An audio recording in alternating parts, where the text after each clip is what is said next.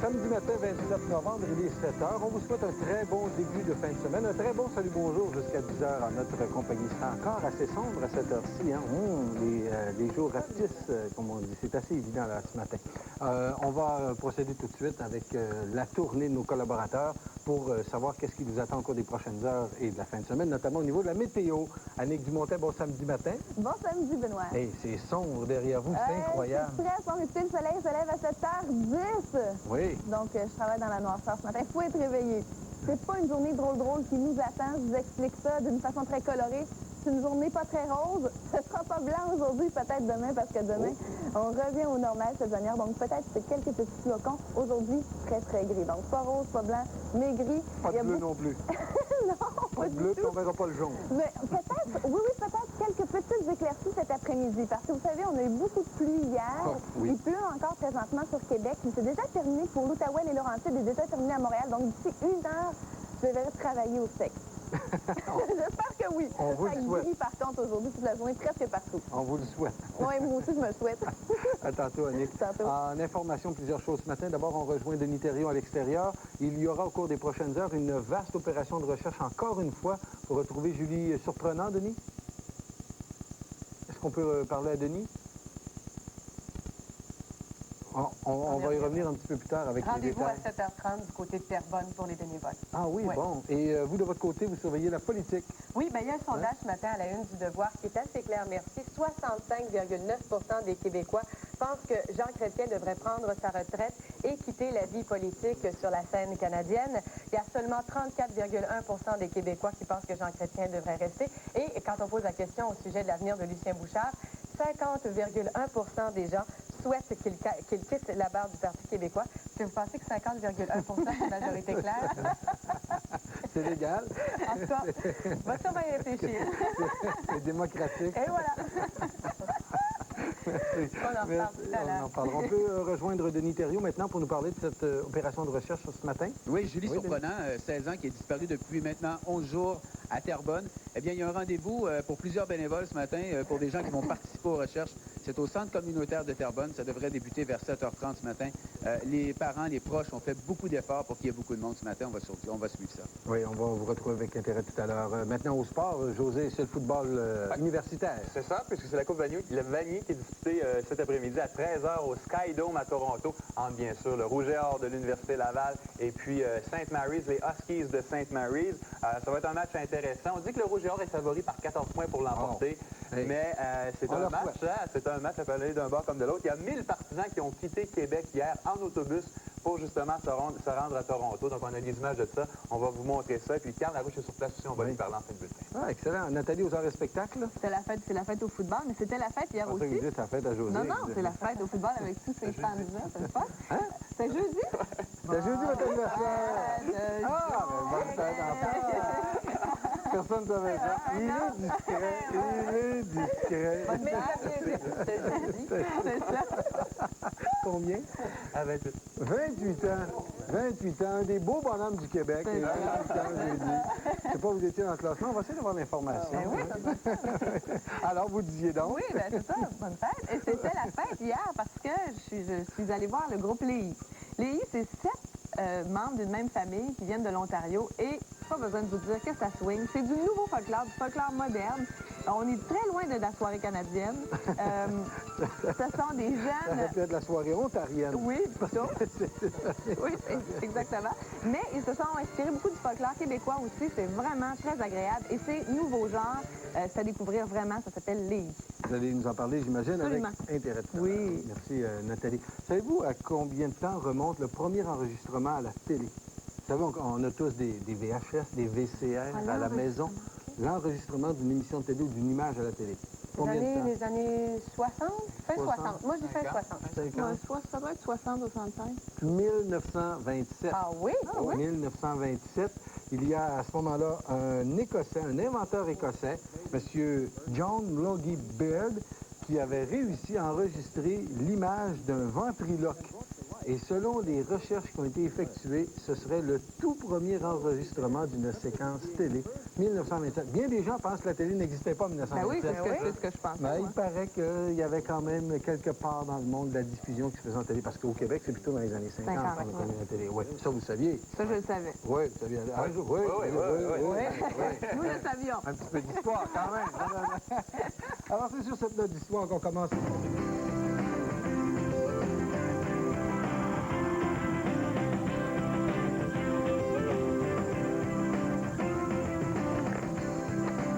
Dimanche matin, 28 novembre, 7 heures, les avez-vous fait, vous, vos décorations de Noël? Est-ce que c'est installé chez vous? Moi, je trouve ça encore trop tôt. Trop tôt? J'ai besoin d'un petit peu de neige. Dans un mois, ça va être terminé, Noël. D'accord. C'est ça, Oui. oui. Vous, est-ce que c'est fait? Oui. C'est fait? Qu'est-ce que vous avez mis? Autour des fenêtres, là, les petites lumières autour des fenêtres. Quelle couleur? Les lumières blanches? Les lumières blanches, oui, c'est ça. Ça a l'air que les lumières blanches, on a de la difficulté à en trouver dans certains magasins. Tellement les gens, c'est vrai. arraché cette année. Moi, savez-vous qu'est-ce que je pense? Quoi? Je pense que les gens vont s'être envolés. Des lumières blanches? Les glaçons. Il n'y en a plus nulle part. Il va y avoir de la contrebande. J'ai de pas lumières de Il y aurait peut-être de la contrebande. En tout cas, si les gens n'avaient pas eu l'idée... Noël. L'idée est lancée. Denis Thériault, est-ce qu'il y a des vols de lumière qui sont rapportés? On ira vérifier plus tard avec Denis.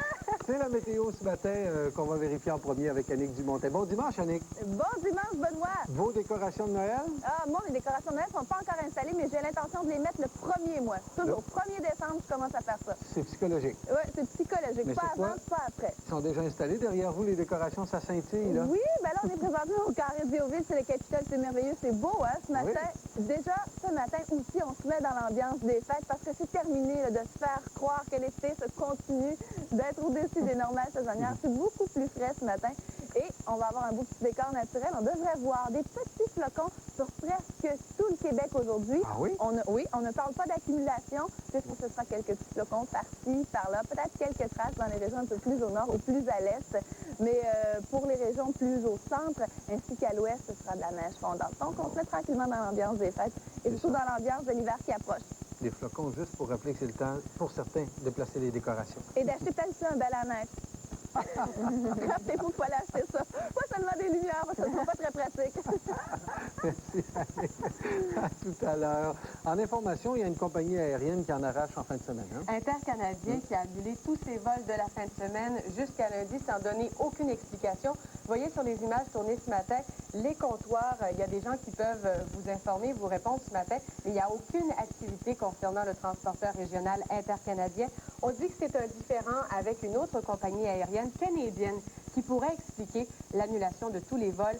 Ça reste à confirmer. Comme je vous le disais, il n'y a aucune explication qui a été donnée par les porte-paroles des dirigeants de la compagnie. Ça va se faire aujourd'hui. On aura les détails tout à l'heure. Merci bien, Eve-Marie. Le sentiment d'appartenance à l'Université Laval n'a jamais été aussi fort. Ouais, c'est incroyable. Hein? L'Université Laval qui a remporté la Coupe Vanier hier à Toronto et puis devient la deuxième université québécoise seulement dans toute l'histoire à remporter la Coupe Vanier. C'est McGill qui l'avait fait là, en 87. Et puis hier, c'était la joie, Laval qui l'a emporté 14-10 contre les Huskies de St. Mary. Ça a été un très bon match. Donc on a de très belles images à vous montrer là-dessus. Bien sûr, c'est tout un exploit d'ailleurs, parce que c'est une jeune équipe de football. Hein? Oui, c'est la cinquième saison seulement d'une Géard. C'est ce qui rend justement l'exploit hors du commun. Je comprends. Et vous, aux arts et spectacles? On s'attendait à ce qu'il ait du rouge et or sur les joues, ce matin. Soit maquillé comme Ben les oui, partisans. ben oui. Ben, peut-être qu'hier après-midi, il l'a fait. En cachette. Devant, comme tout bon sportif, un plat de chips, Ouais. une petite bière, l'après-midi. Oui. Dans son salon. Oui, c'est ça. Mettre de l'ambiance. Où est-ce qu'il y avait de l'ambiance hier pour vous? Au cinéma, vraiment, c'est rare que je vous parle de films pour enfants, mais j'ai eu beaucoup de plaisir à regarder l'histoire de Jouet 2.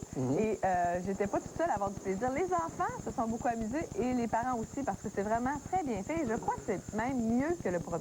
Ah bon? Alors, je vous invite à aller voir ça. Vraiment, c'est très rigolo. C'est toujours les mêmes héros. Mieux comme histoire ou mieux fait techniquement? Mieux comme histoire. Comme histoire, Oui, oui. je pense que c'est un peu plus drôle. Ah bon? Oui, oui, oui. Bon, vous avez gardé garder l'âme d'enfant. Absolument, Oui, oui. exactement. Mais tous les adultes qui l'ont vu m'ont dit qu'ils avaient eu beaucoup de plaisir aussi. Ah, Ouais. c'est bien. Vous savez que les bulletins de nouvelles, c'est comme Salut Bonjour le matin, c'est en direct, alors il s'en passe de bien belle.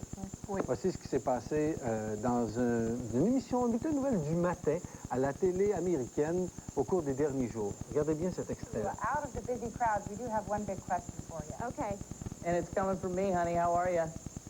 Who is that? It's coming from me, dear. And bear with me. They didn't let me put this in prompter.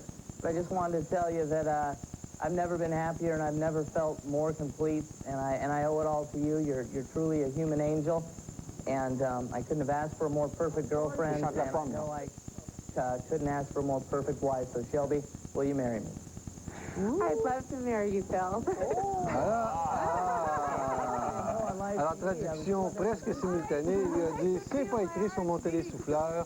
Je veux dire que tu es un ange humain, que j'ai jamais été aussi bien avec toi. Est-ce que tu veux m'épouser? » Et la reporter a dû répondre « Oui, c'est elle qui a répondu aux questions cette fois-là. »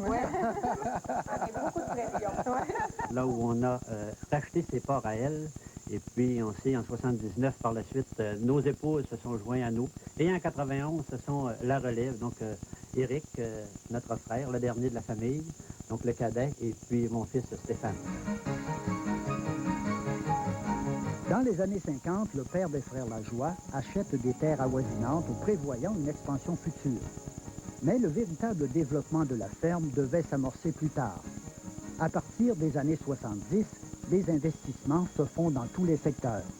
Alors, il fallait augmenter les revenus, mais il fallait également augmenter la productivité des champs, la productivité des troupeaux. Alors, il y avait l'achat du quota également qui a participé, le drainage de tous les sols. Alors, ça s'est fait de façon équilibrée tout au cours. On n'a pas mis une grosse partie dans un des secteurs si on essaie d'améliorer tous les secteurs en même temps.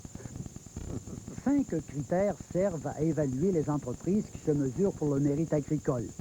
Ce sont les champs, le troupeau, l'administration de la ferme, les bâtiments et l'implication sociale de la famille.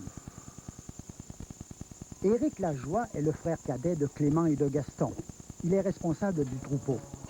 Un troupeau qui n'a cessé de s'améliorer depuis une quinzaine d'années. Comme les autres producteurs de lait, les Lajoie savent que le troupeau est le plus important des capitaux. La plupart de leurs bêtes sont classées très bonnes ou bonnes plus.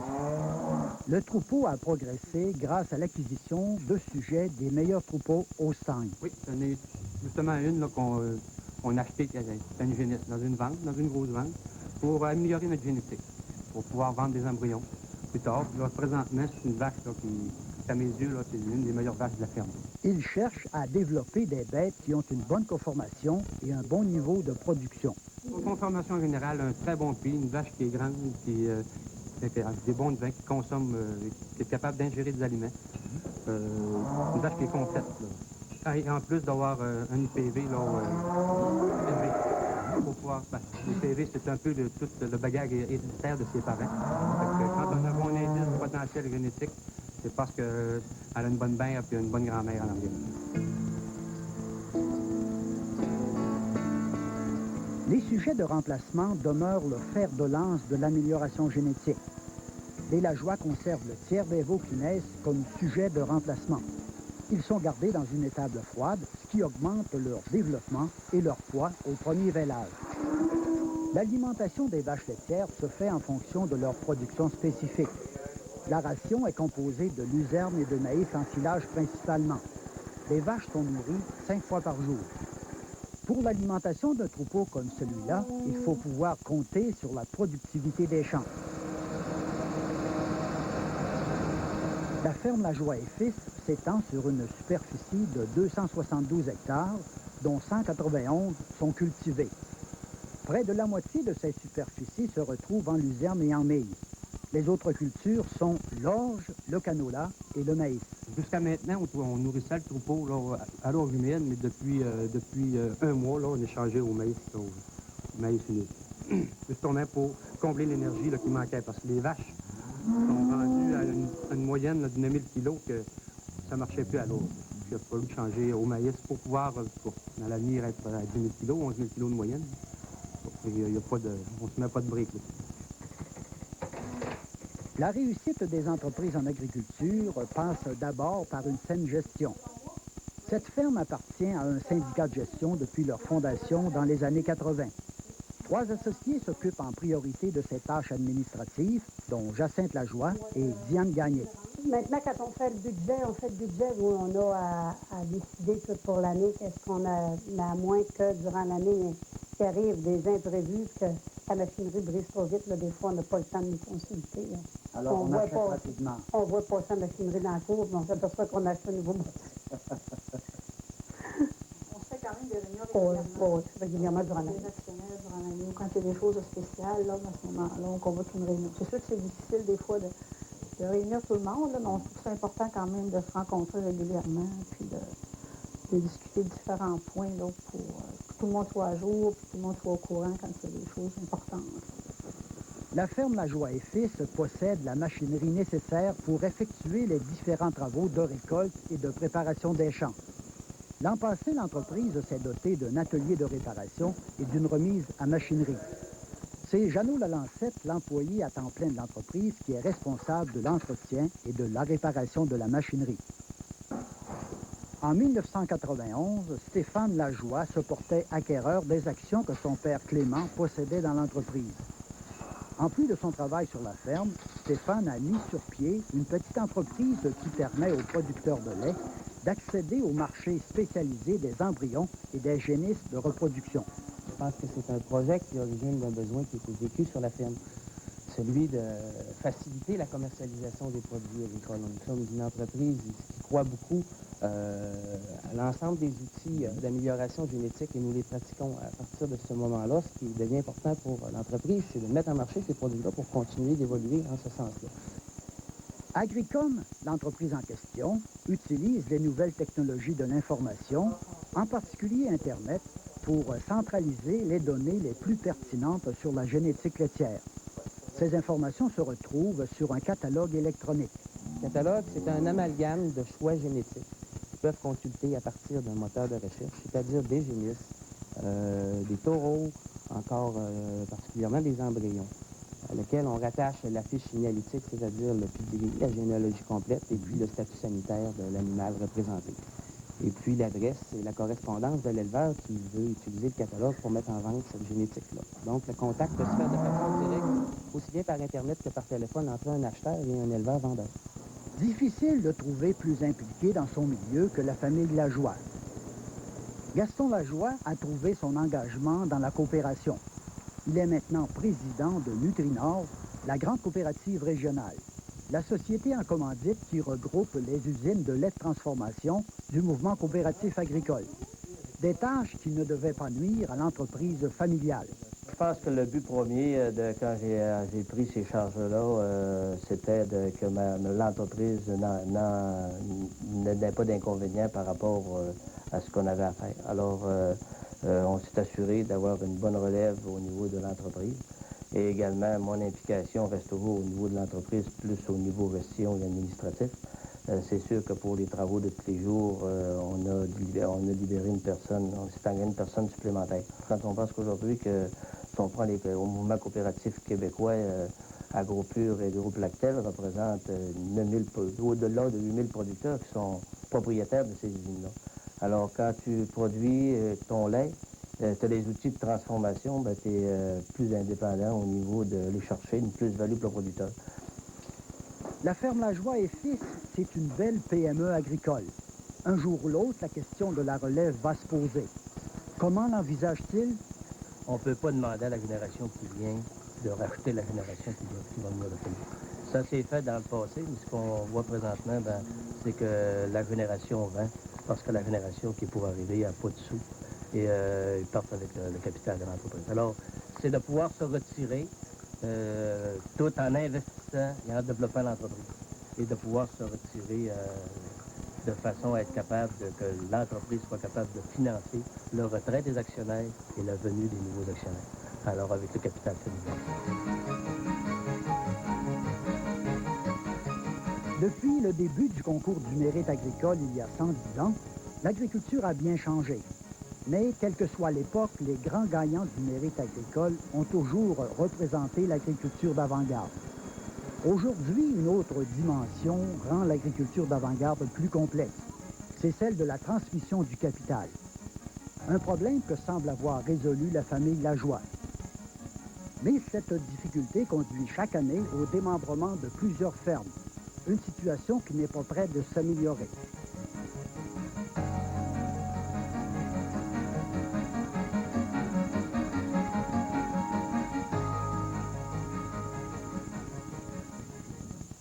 Après la pause, l'inquiétante discrétion du garrot d'Islande.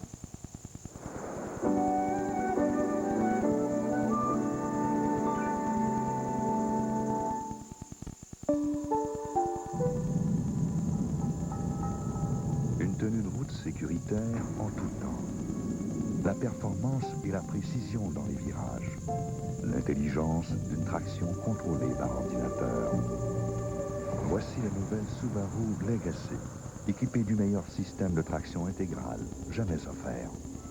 Sa performance fera sûrement des jaloux. Pour l'an 2000, le roi mauricien déshabille. Une mode qui se fait confort sur toute la ligne. Rue Chanflour, Trois-Rivières, face à la gare, le roi mauricien déshabille. Les prix chutent comme les feuilles cet automne chez Meubles en Vrac. Absolument tout doit sortir pour faire place au nouveau stock. On a des prix incroyables et pour un temps limité, vous ne payez pas les taxes. Toutes les raisons sont bonnes pour venir magasiner chez Meubles en Vrac à Trois-Rivières.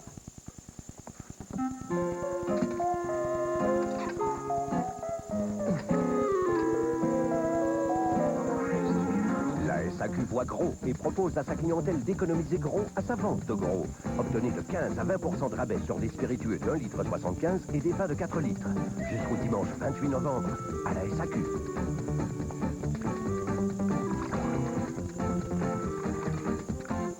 La SAQ, pour boire du pays.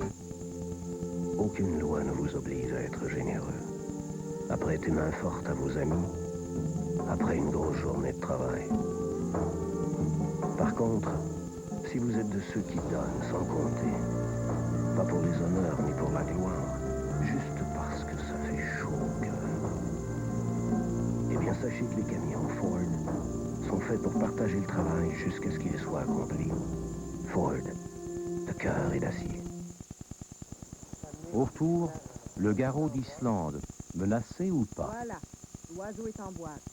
Entrez dans un monde de douceur et de beauté. Entrez chez Décoration et Salle de bain René Carl. Vous y trouverez de tout pour la décoration de votre intérieur. Rideaux, tissus, balances, literie aux mille couleurs, accessoires de tout genre. De quoi ajouter une touche de chaleur dans toutes les pièces de votre maison. Décoration et Salle de bain René Carl vous propose également les excellentes peintures Pratt et Lambert, disponibles dans un choix immense de peintes et de couleurs. Décoration et Salle de bain René Carl, tout un monde à découvrir. L'enseignant à l'école publique, un modèle pour ses élèves.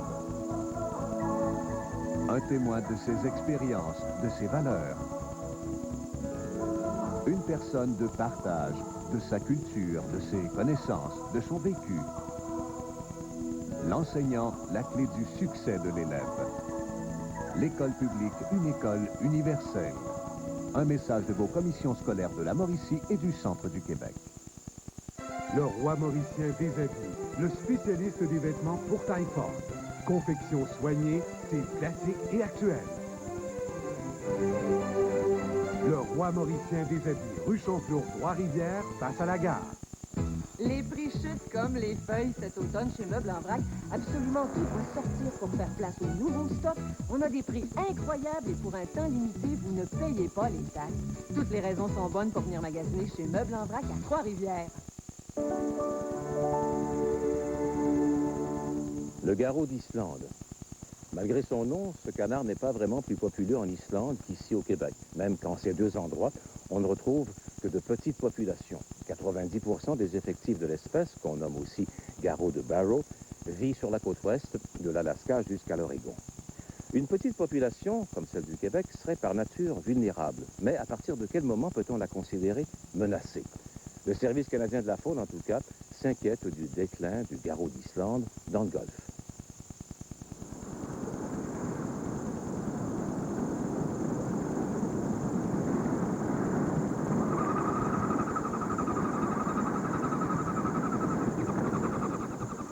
Écoutez les claquements d'ailes giflant l'air hivernal. Même sans les voir, vous pourriez reconnaître par ce son caractéristique une volée de garrots d'Islande. Ce magnifique canard, qu'on appelle aussi garrot de Barreau, passe l'hiver le long de l'estuaire et du golfe Saint-Laurent. Proche parent du garrot à œil d'or, il s'en différencie par sa tache blanche plus étendue sur la joue.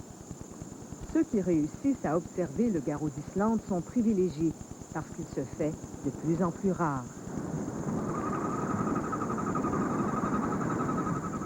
Les recensements d'hiver démontrent que sa population aurait chuté de 35% au cours des 15 dernières années dans l'estuaire du Saint-Laurent.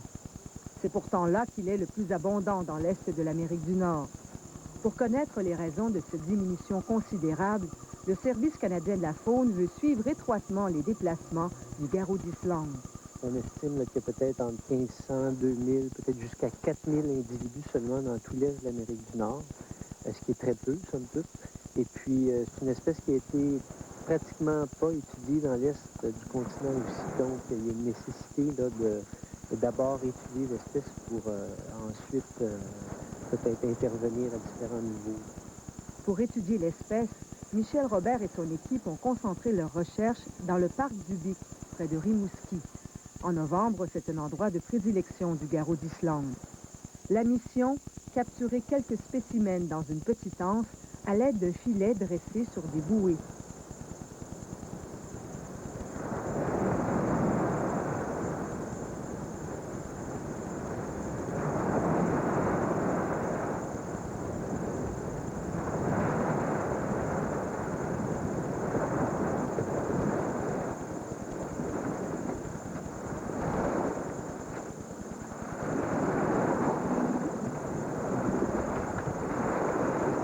À l'aube, les canards vont passer ici pour se rassembler avant de s'en aller sur leur terrain d'alimentation. Alors, ils vont rentrer à la brunante. Et puis, comme on a un arrière-plan foncé avec la montagne, les épinettes, normalement, ils ne devraient pas voir le filet. Des attelants, des canards de bois, seront ensuite placés tout près du filet pour attirer les vrais garrots. On veut faire 4 suivis. Il y a 4 canards qu'on veut suivre pendant tout l'automne et tout l'hiver, expressément pour savoir où les oiseaux vont pendant l'hiver le long de l'estuaire. On se demande si les oiseaux ne peuvent pas se déplacer, entre autres, en fonction des glaces, et ce qui expliquerait qu'en automne, il y en a davantage sur la rive sud de l'estuaire, et qu'après ça, les oiseaux peut-être se déplaceraient sur la rive nord. C'est pour savoir, entre autres, ça. Et pour savoir s'il n'y aurait pas d'autres aires de concentration qu'on ne connaît pas, où les oiseaux pourraient nous mener finalement.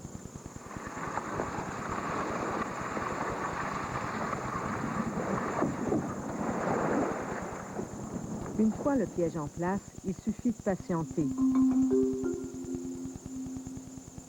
Les canards fréquentent cet endroit seulement à l'aube.